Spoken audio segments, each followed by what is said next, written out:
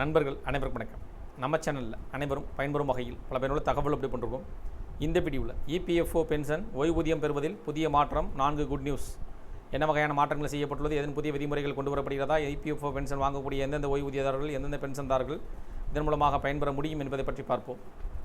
Pension வாங்கும் ஓய்வூதியர்கள் பயன்பெறும் வகையில் அவ்வப்போது முக்கிய அறிவிப்புகளும் சலுகை சார்ந்த தகவல்களும் புதிய விதிமுறை நடைமுறை மாற்றங்கள் பற்றிய அறிவிப்புகளையும் அதற்கான நிபந்தனைகளையும் கிடைக்கக்கூடிய கூடுதல் சலுகை பற்றிய அறிவிப்புகளையும் வெளியிடப்பட்டு வருவது குறிப்பிடத்தக்கது.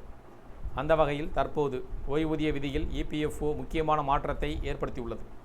இனி 1 மாதம் கூட பணிபுரிந்தவர்கள் ஓய்வூதியம் பெற தகுதி உடையவர்கள் ஆவார்கள். முந்தைய விதியின்படி 6 மாதங்களுக்கும் குறைவாக பணிபுரிந்தவர்களுக்கு ஓய்வூதிய பங்களிப்பு வீணானது. ஊழியர்களின் வருங்கால வைப்பு நிதி நிறுவனம் இபிஎஃப்ஓ ஊழியர்களின் ஓய்வூதிய திட்டத்தில் இபிஎஸ் பெரிய மாற்றத்தை கொண்டு வந்துள்ளது.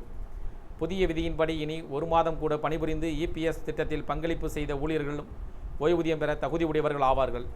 இந்த மாற்றம் முன்பு ஓய்வூதிய பலன்களை பெற முடியாத லட்சக்கணக்கான இளைஞர்கள் மற்றும் தற்காலிக ஊழியர்களுக்கு பெரும் நிம்மதியை அளித்துள்ளது. முந்தைய விதிமுறையின்படி ஒரு ஊழியர் 6 மாதங்களுக்கும் குறைவாக பணிபுரிந்து வேலையை விட்டு விலகினால் அவரது பணிக்காலம் 0 முழுமையான ஆண்டு 0 கம்ப்ளீட் இயர் என கருதப்பட்டது. இதனால் ஓய்வூதியத்திற்கான அவர்கள் செலுத்திய இபிஎஸ் பங்களிப்பு செல்லாததாகிவிடும். அவர்களுக்கு இபிஎஃப் பணம் மட்டுமே கிடைக்கும். இதன் காரணமாக அவர்களின் இபிஎஸ் பங்களிப்பு வீணானது. ஆனால் 2024 ஏப்ரல் முதல் மே மாதங்களில் இபிஎஃப்ஓ வெளியிட்ட சுற்றறிக்கையில் ஊழியர் 1 மாதம் மட்டுமே பணிபுரிந்து இபிஎஸ் திட்டத்தில் பங்களிப்பு செய்திருந்தாலும் அவரும் ஓய்வூதியம் பெற தகுதி உடையவர்கள் என்றும் தெளிவுபடுத்தப்பட்டுள்ளது. இந்த மாற்றம் குறைந்த காலத்திற்கு பணிபுரிபவர்கள் அல்லது அடிக்கடி வேலை மாறுபவர்களுக்கு மிகவும் பயனுள்ளதாக இருக்கும். புதிய மாற்றத்தால் யாருக்கெல்லாம் நன்மை? இந்த மாற்றத்தால் பிபிஓ, லாஜிஸ்டிக், டெலிவரி ஊழியர்கள், ஒப்பந்த ஊழியர்கள் மற்றும் தற்காலிக பணியாளர்கள் என பலரும் பயனடைவார்கள்.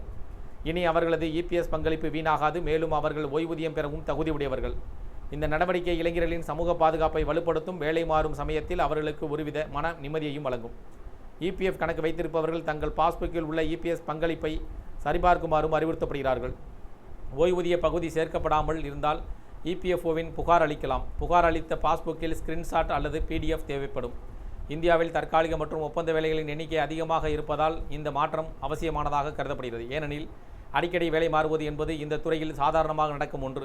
முன்பு அத்தகைய ஊழியர்களின் இபிஎஸ் பங்களிப்பு அங்கீகரிக்கப்படாததால் அவர்களுக்கு இழப்பு ஏற்பட்டது.